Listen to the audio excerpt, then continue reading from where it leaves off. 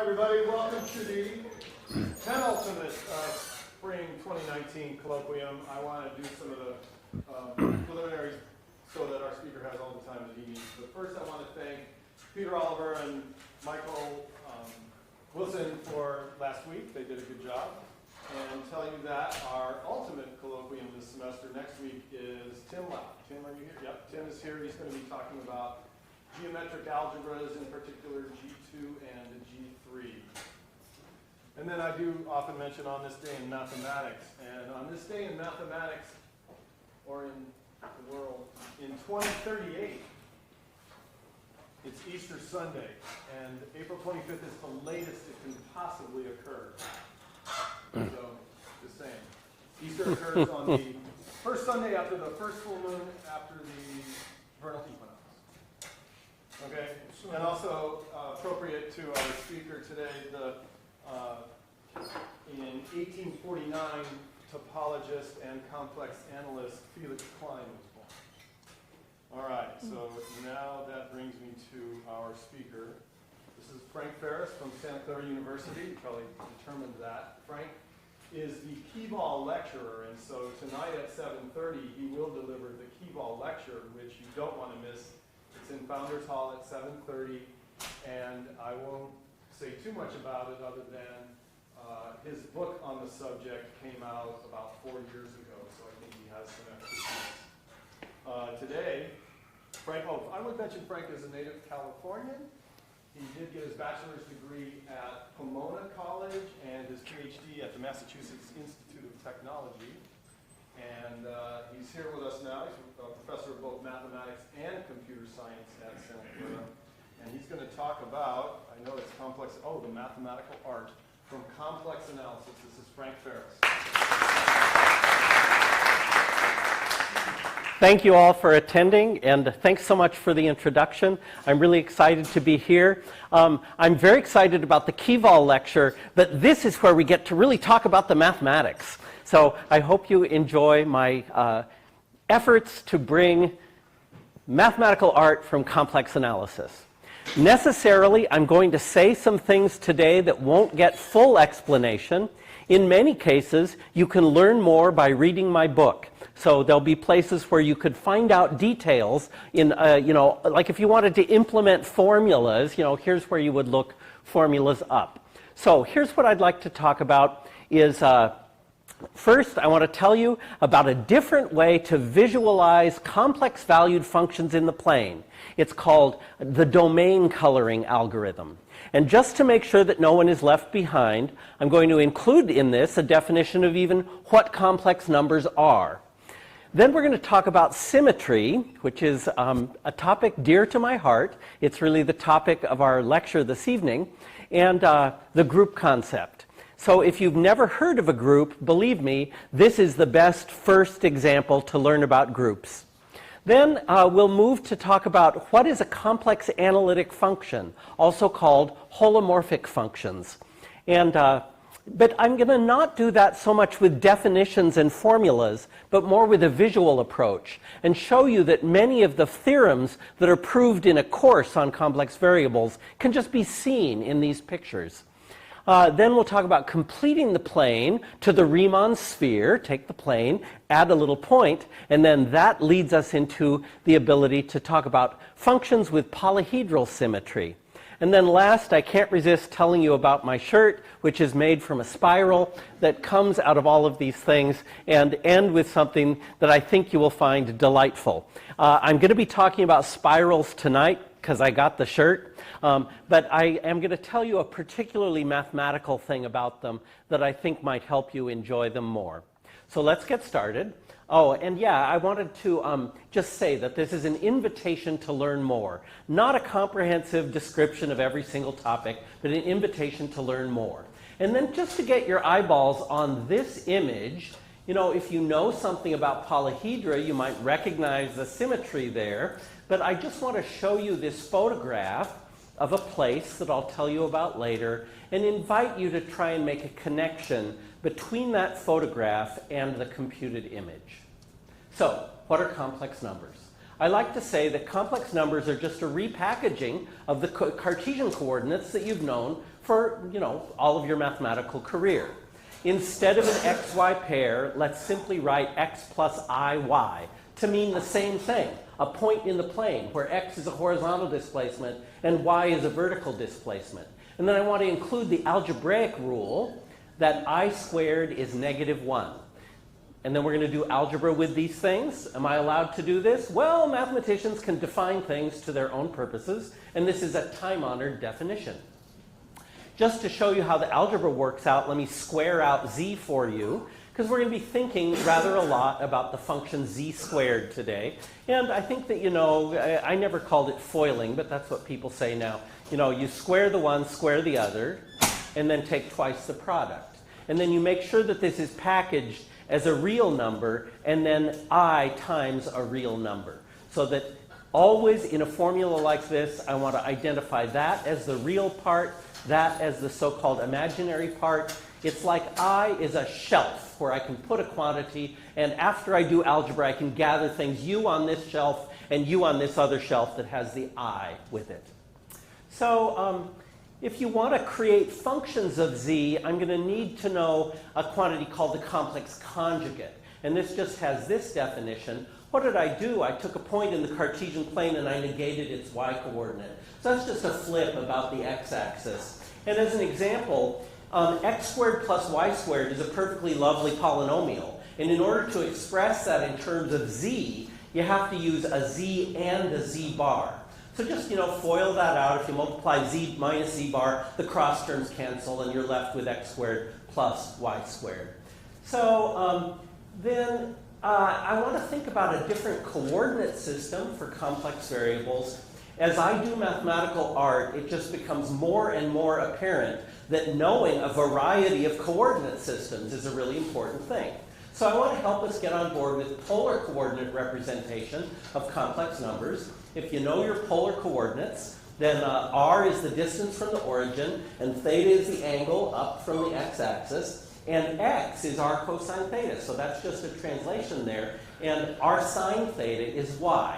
That's just by the definition of the trig functions. So I'm just translating into polar coordinates, and then I want to factor out that r. And what's left is the expression cosine theta plus I sine theta. A remarkable package of symbols that comes up so many times that what do we want to do? We want to give it a shorthand. That's called e to the I theta. So many people are nodding because they know the Euler formula. There's like 5 pages in my book, like waxing poetic about how great this is and amazing and connected to power series and all things wonderful, and it's the right definition. And it connects to things in we're going to be putting a complex number instead of that theta. And in some of your courses, you ever put a matrix up there, e to the matrix quantity? It's amazing how versatile that e to the thing concept is. But for now, I'm just going to say that's a shorthand. When you see r e to the I theta, I just mean that package, the cosine plus I sine theta.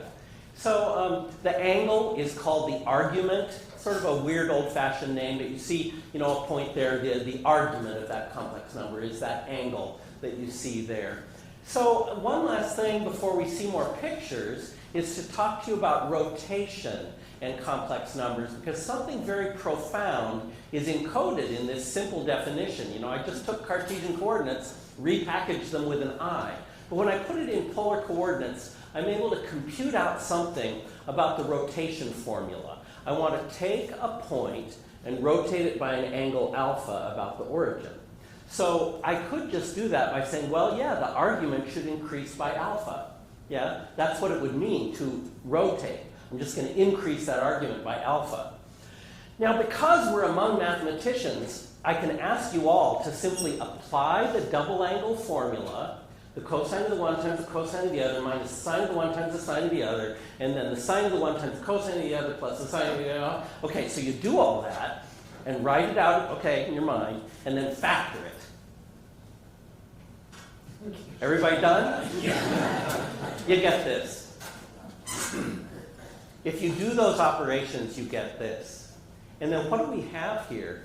That expression, that's that special package of symbols, that's r e to the I theta, and this is z. So if I want to rotate the complex number z through an angle alpha, all I do is multiply it by that.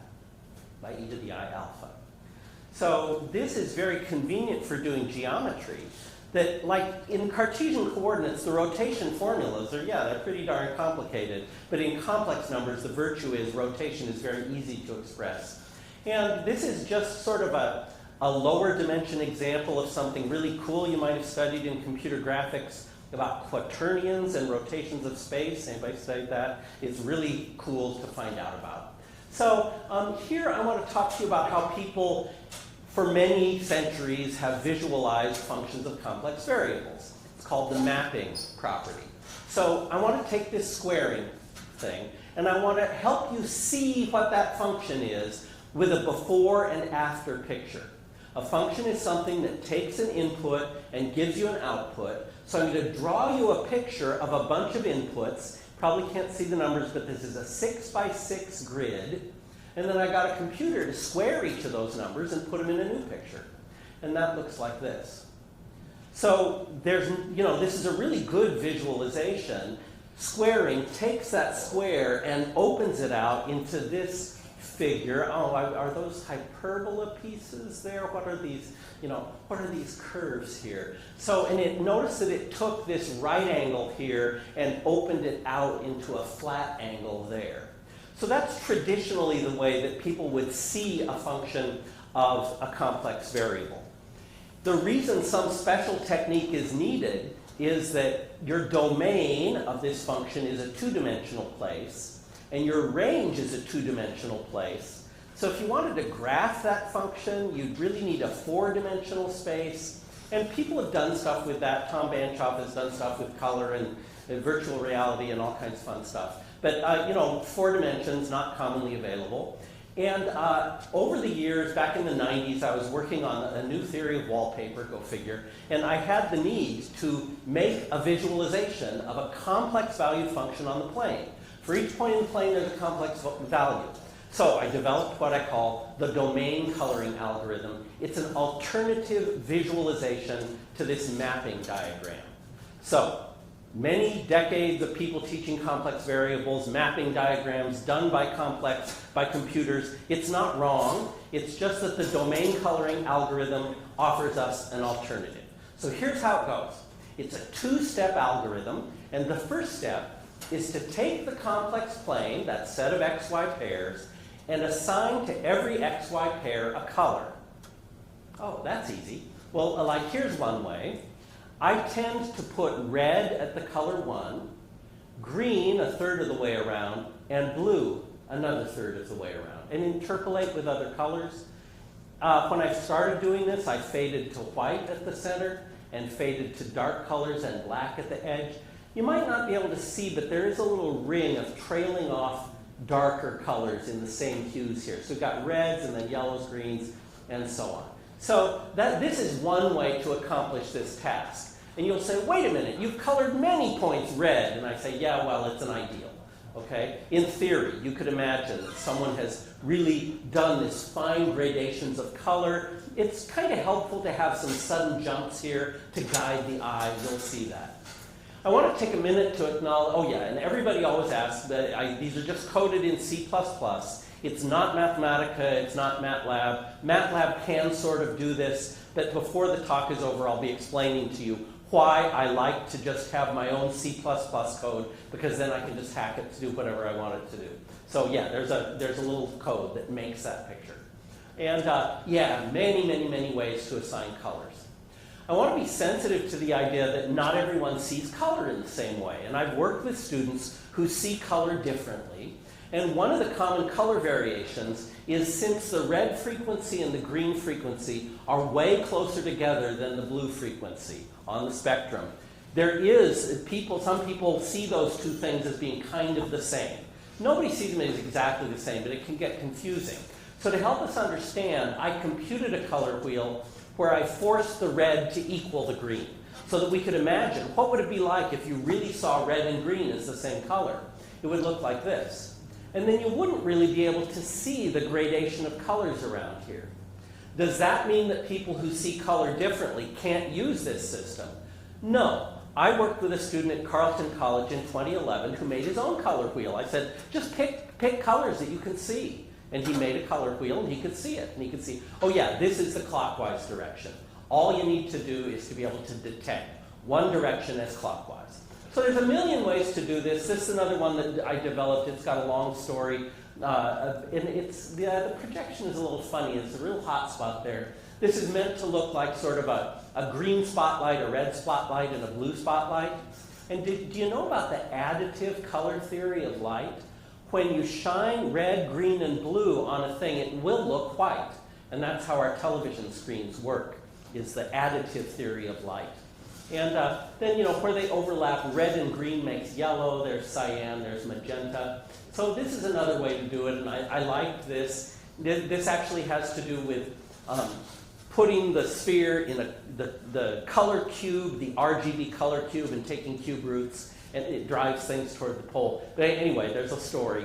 And I liked it so much that I did 5 lights, and yeah, this projection is not nice. But imagine that that's looking like 5 lights shining there. That has to do with putting the color cube up in a 5-dimensional place. And, I thought that was nice. And I actually commissioned a guy to make a stained glass window out of that. So you can read about this in Focus magazine from November 2008. So that's in my stairwell at home, waiting for me back in San Jose. So yeah, math has a beautiful way of coming into our lives, right? Yeah. So like I say, wasn't there supposed to be a step 2 to this? I've been talking about different ways to color the plane.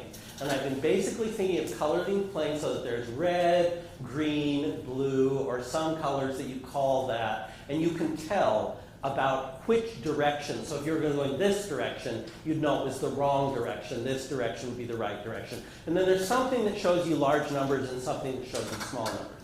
So what is step 2? Take your function. Go through the domain of that function, a place where you want to reveal what the function looks like. And with this coloring, go through and color each point with the color of the value of the function. I'm going to show you the squaring function. So like -1 is over here, and -1 squared is 1, and red is the color of 1. 1 squared is 1, so this point and that point will be colored red. I squared is -1, and the color there is cyan, so I should see cyan here. This is what it looks like. So here's where a computer is a good idea. You can see that I squared is -1 because there's the color of -1. Negative I squared is also -1. Oh, we're going to be seeing many features of this diagram. But this is our first example. The white area in the middle shows us that 0 squared is 0. And also that if you're thinking about small numbers near 0, when you square them, they get closer to 0. Half of a half is a quarter. So that's why there is more white here than there is there. What kind of function is this? The places colored white give output value of 0. So I think this is convincing that this function has 5 zeros. If I told you, and let's see, it's also really large as z gets large, then those things get large. So what kind of simple function could cause this to happen? This is a 5th degree polynomial. Oh, yeah, that looks nice. And I'll just show you, this is a color wheel that I made in Photoshop. Some of the color wheels are sort of computed in the computer, but this was just a picture of a color wheel that I put there. And I want to show you this because that is an artifact of the fact that there was sort of a black stripe there. I put it in so you could tell the difference between the regions. But something interesting is happening there. For the experts, what is the property of this polynomial at that point? And it's the same as the property there and there and there, and it's something we'll be seeing later. So, won't tell you. It's at this point that I can tell you about a step in the direction of art. Is that I said, yeah, the world can be my color wheel. These flowers are blooming so beautifully all around your campus. So I said, why shouldn't this be the coloring of the complex plane? Then I'm going to take a function and compute its value and find the complex number and then I'm going to make that complex number. So like there's 1. If the output value is I use that pixel. If the output value is minus I use that one. Something like that. And then, so I made this.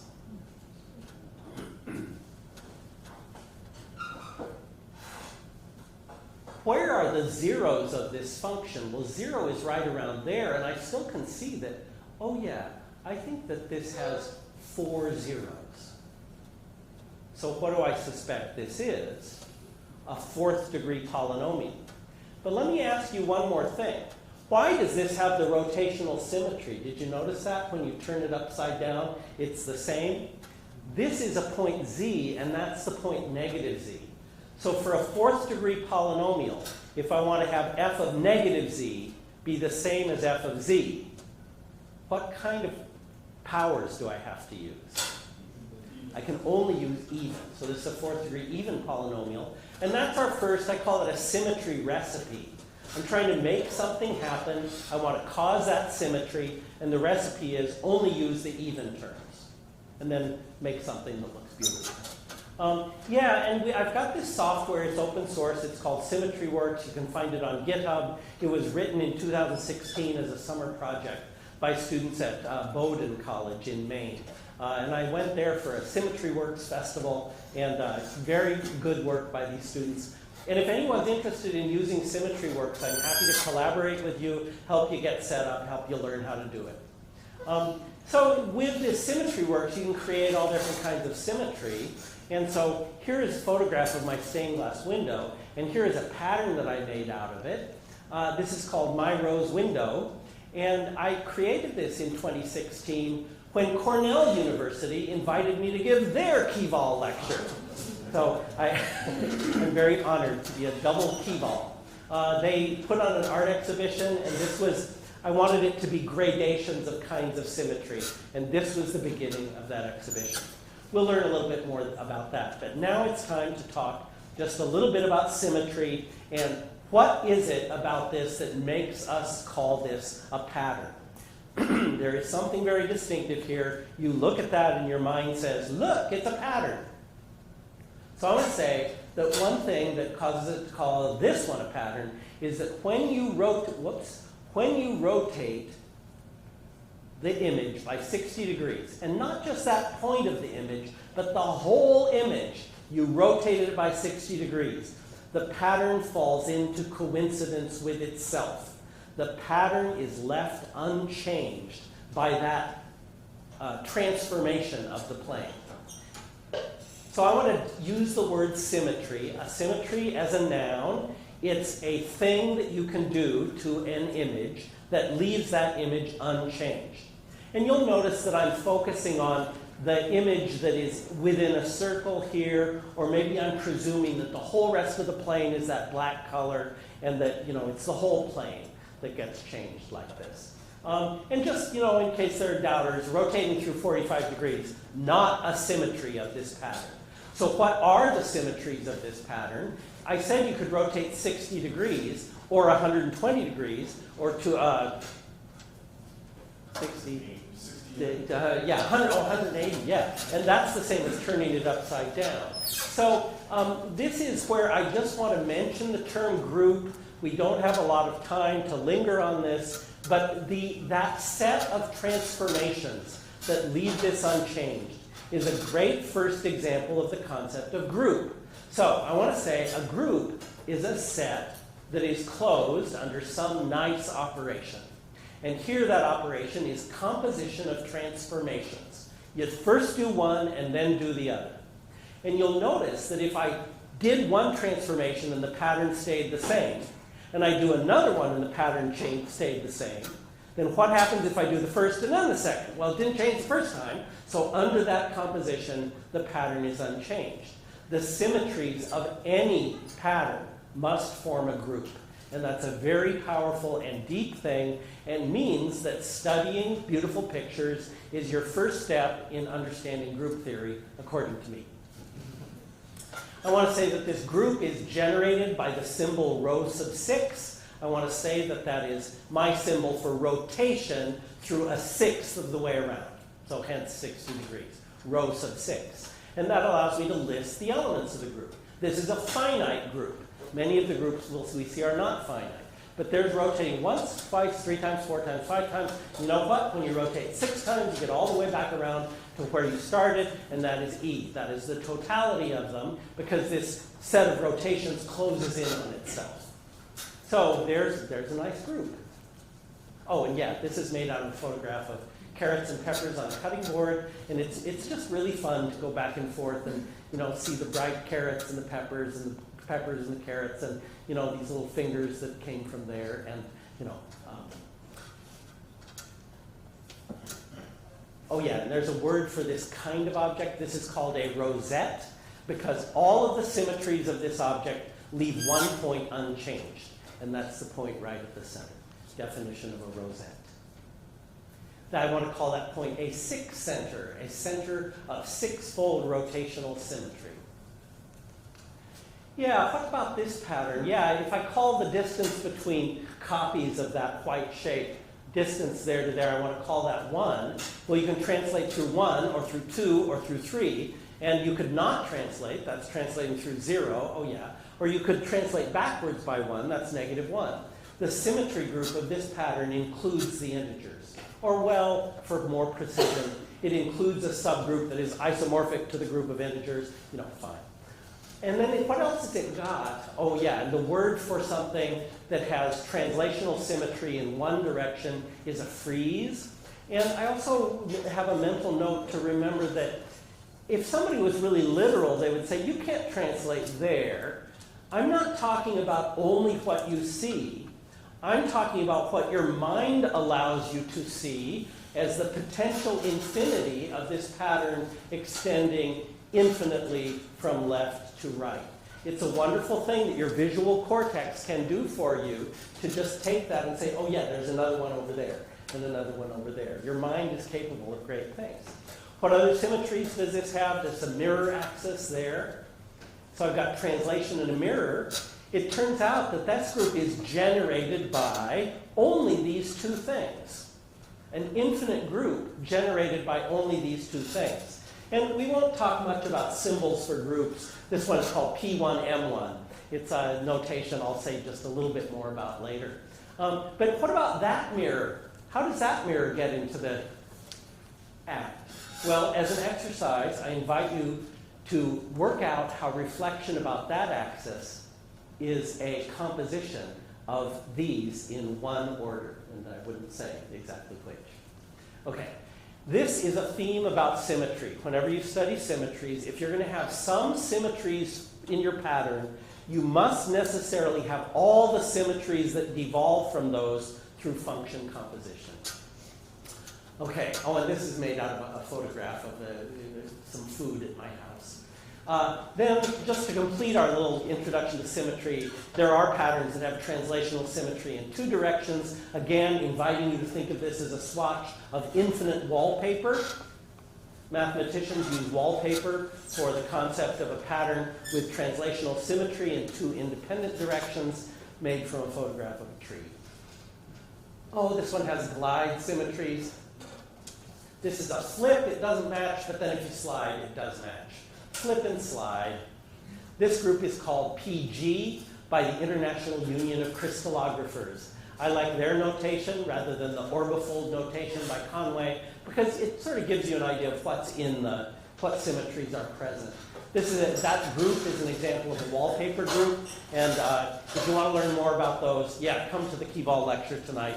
I'm going to be talking more about wallpaper groups. That was how I got started in this whole thing. So let's now talk about complex analysis. I interchangeably use the word complex analytic and holomorphic interchangeably. Holomorphic is pretty and fun to say.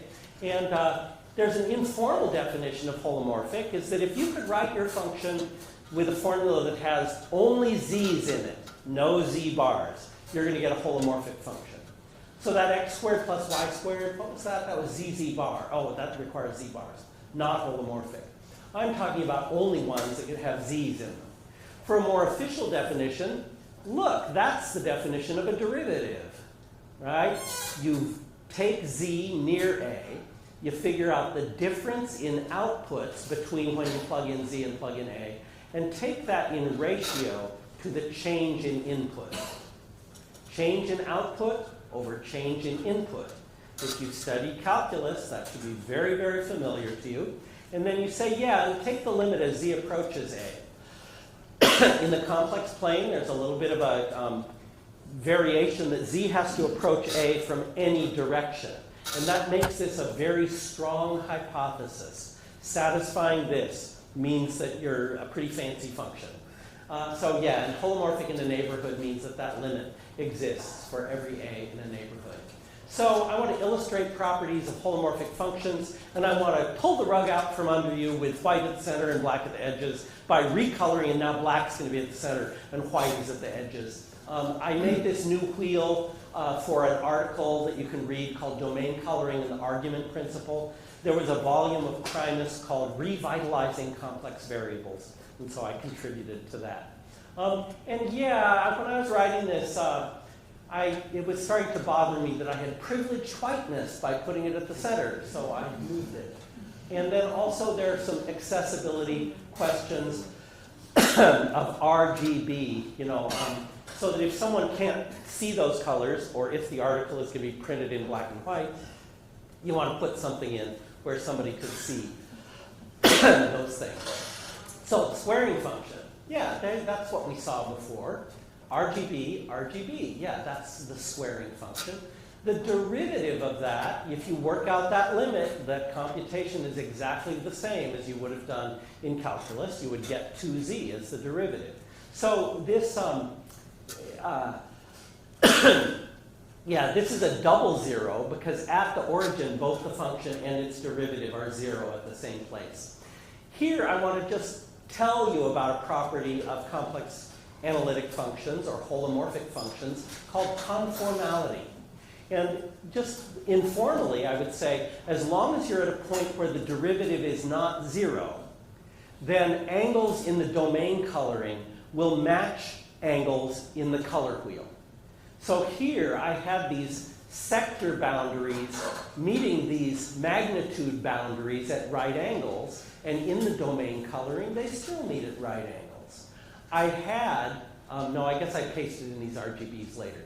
But where they, let's see, originally R went up to yellow. If you did an angle from R to the origin and then to yellow, that would be a right angle. But now that's opened up to a right angle. Sorry, the thing that was a right angle is open to a flat angle. So, and just as an aside, someone pointed out to me after I'd been writing about this for a while that you can think of domain coloring as just the mapping diagram for a multiple valued inverse function. So I could think of my color wheel as being here, and then I could say, where does I go? I goes to the square, that's yellow. I goes to the square root of I, and it's there, but it's also there. So I could interpret this exactly the same as a mapping diagram if I'm thinking about a multiple valued inverse function. Okay, quiz. Which is holomorphic?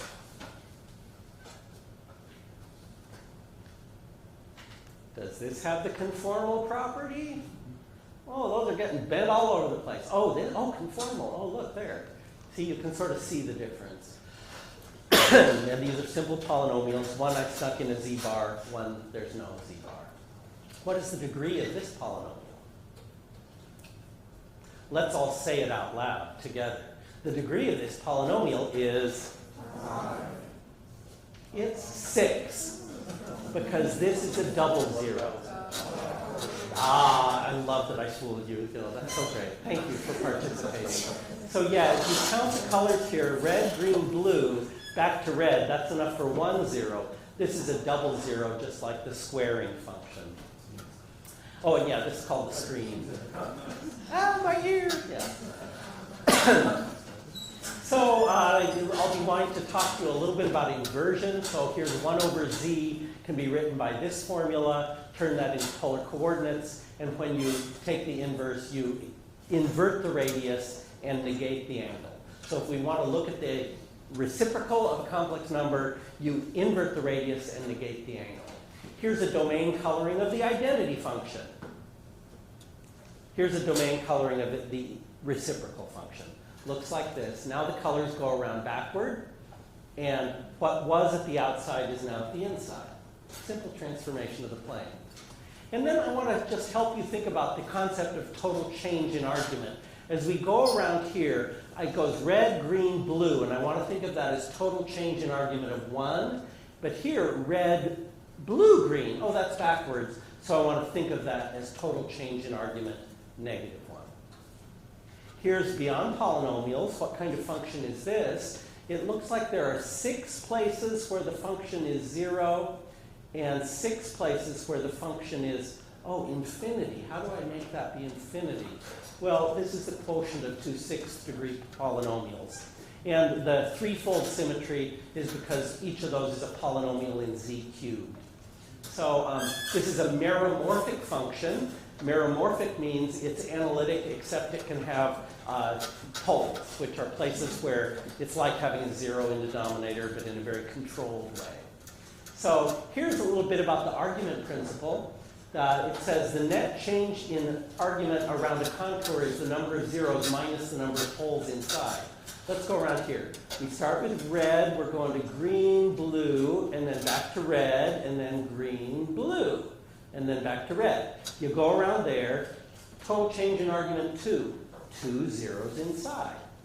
Let's go around here. Start at red, green, blue, to red, go on to purple, but then we come back to red. So that's only one net change in argument around here, and that is 2 zeros and 1 pole. Oh, 2 minus 1 is 1, okay? So this is just an illustration of the argument principle. It's pretty easy to prove when you have a little bit of machinery, but here it's really fun to see it in action. So now, back to art. I want to show you some meromorphic rosettes. Here's a rational function with equal degrees, numerator and denominator. And here's the functional equation that I want f to satisfy. So remember about rotation and multiplication? This says, in your domain, rotate by 72 degrees and read off the value of the function. It should be same as the value of the function before you did that. Okay, so that's what would happen if you had a function with 5-fold rotational symmetry. Oh, yeah, it does. What about, let's see, if this has equal degrees, numerator and denominator, what if I had equal degrees, like z to the 10th over z to the 10th or something like that, and took the limit as z went to infinity? I'd get a limit of 1. And what's the color of 1? Well, in this color wheel, it's red. So that constant red at the outside. Just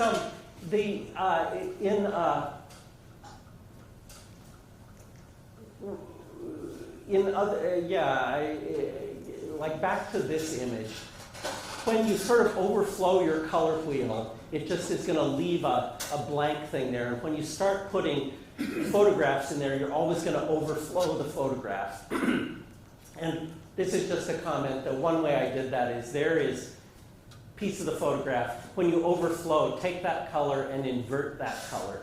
If z is outside the unit circle, take 1 over z and use the inverse of that color. That's called an inversive coloring, so that there's a pole that has the inverse of that original in there. Anyway, probably should skip ahead there.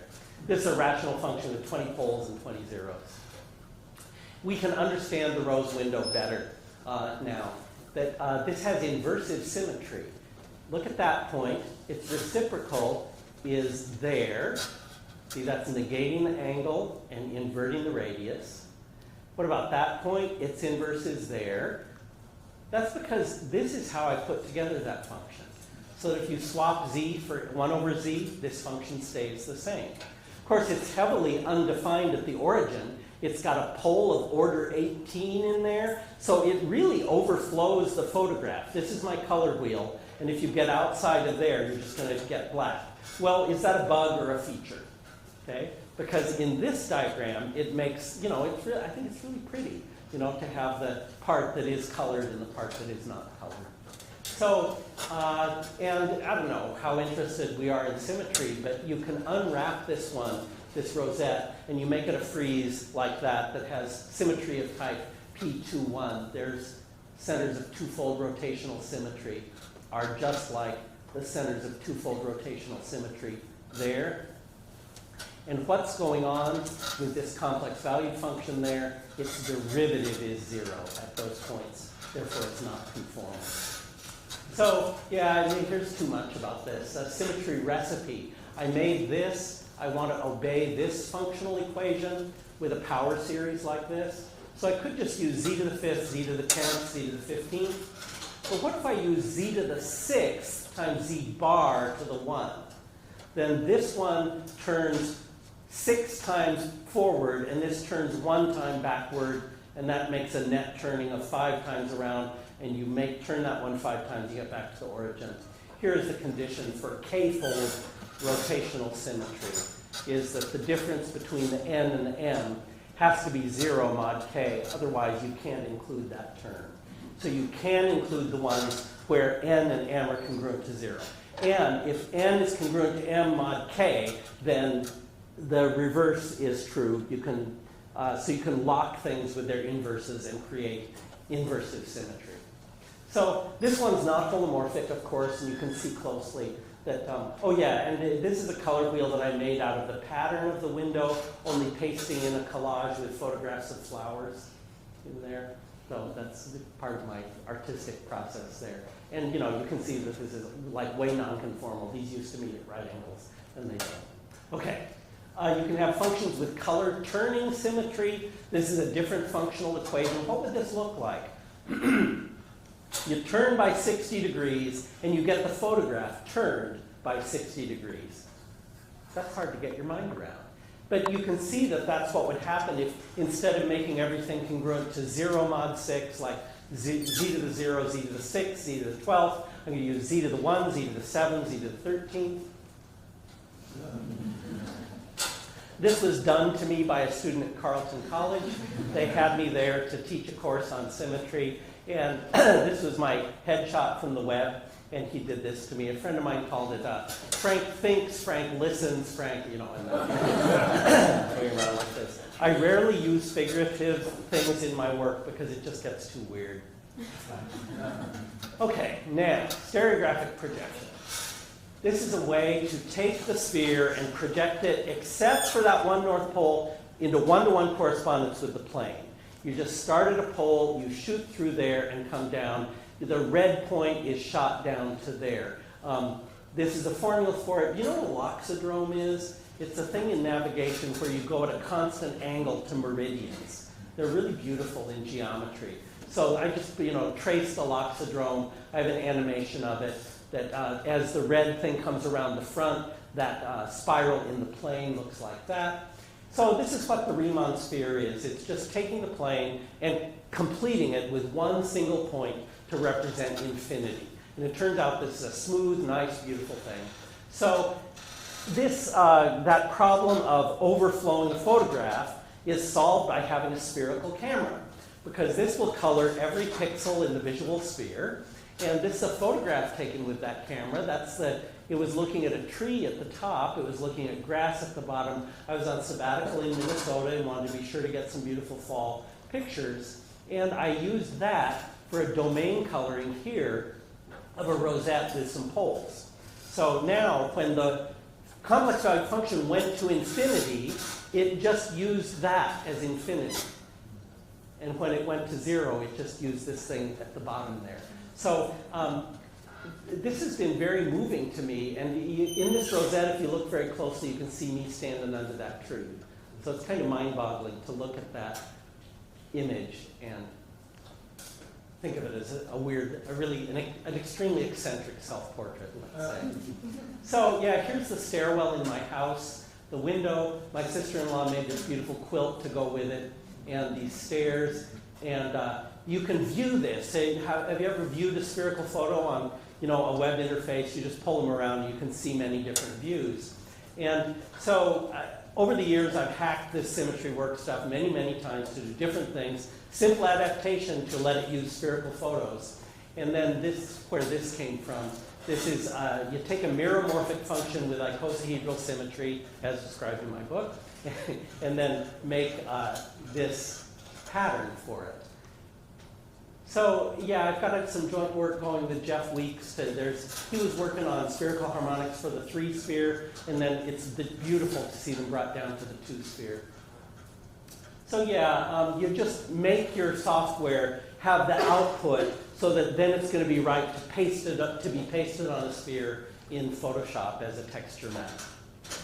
So that opening slide was of St. John's Abbey in Collegeville, Minnesota. This is an astonishingly beautiful building. And in Minnesota, the Lakeview Chapel here. So I was going around on my sabbatical collecting spherical photos of very beautiful places. That made this ball with cube symmetry. This has cube symmetry. And the close-up of it is just, I don't know, I get sort of teared looking at how beautiful I find these things. This is a work that I consider one of my very best. It's called The Alchemist's Shelf. It's starting at home, going to Minnesota, fall color, St. John's Abbey, and then coming home again at the end of my sabbatical. Okay, this leaves us just a few minutes to talk about spirals. The complex exponential function has this formula.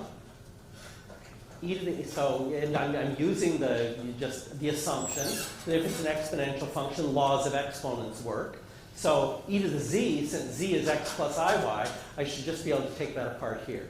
Now let's start by acting this out. So I'm going to take a strip, okay, and if you play too, it'd be fun.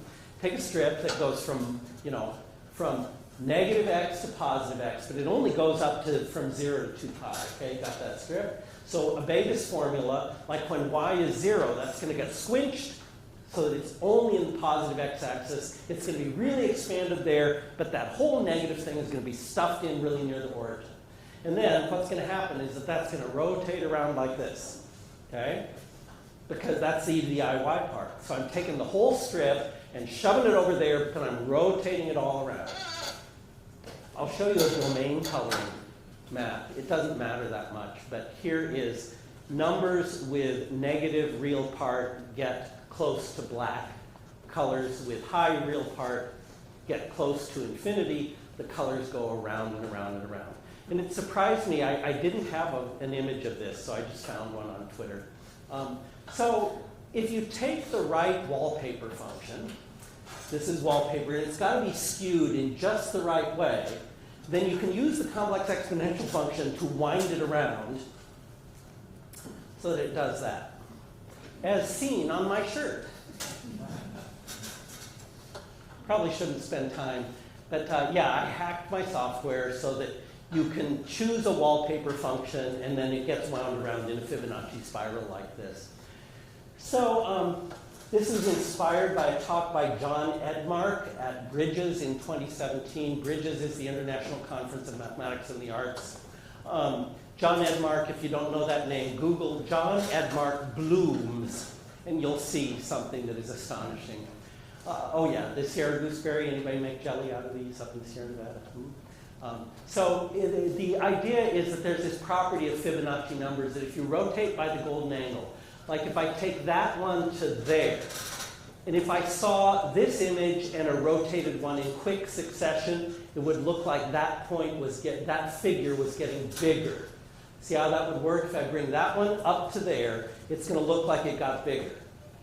That pervades this entire pattern. So when you show a frame by frame by frame rotating by this special angle,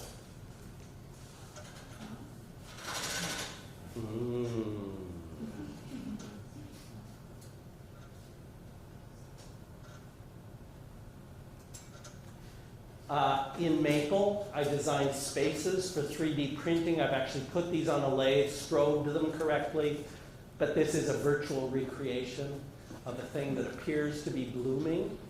So I'm sort of trying to work with John Edmark. He's too busy to work with me, but to try and make some of these. And then because you know about the Riemann sphere and you think about something that is blooming from the origin up to infinity, and then we know that you can just sort of turn that sphere and then bring it back by stereographic projection, the blooming, the strobing effect still works. So see, this is blooming out of one point and into another point. And then if you think about it, you could just do a domain coloring with Fibonacci spirals. So I want to pose for you a thing with 2 zeros and 2 poles. And so the poles are going to have the thing going at them, and the zeros are going to have things coming out of them. And this is really fun to see from about this close. So I've been dazzled and amazed by what just a little complex variables, complex exponential math, a good theory of wallpaper, and some software that I can hack as much as I want. But you know, my goal is not just to do this by myself. I would really like to engage with others. I want the theme of 2019 to be collaboration for me. There's so many ideas, they just keep coming. I'm going to go next fall to ICERM, the Institute for Computational Experimental Research in Mathematics, and spend time with a workshop called Illustrating Mathematics. If you want to collaborate with me, contact me. I'll teach you. I can teach you how to use this software. It's easy, it's fun. I would love to get other people involved. Oops, I'm out of time. Thanks for your time.